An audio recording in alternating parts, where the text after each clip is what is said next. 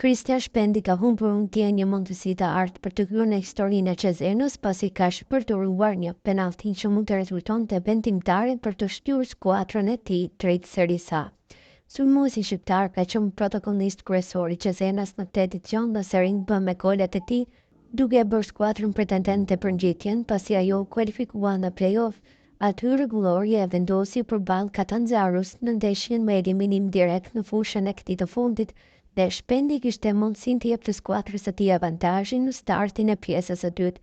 Cezena fitoi penallti dhe ajo ju besua pikërisht djaloshit shqiptar, i cili pat shansin të ndryshonte fatin e duelit.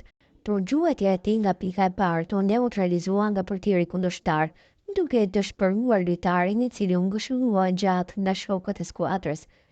Sikur të mos mjaftonte kjo, pak minuta më vonë Catanzaro shënoi golin e avantazhit e trajnerin nxori nga fusha Shpendin, i cili po vuante dukshëm gabimin nga pika e bardhë.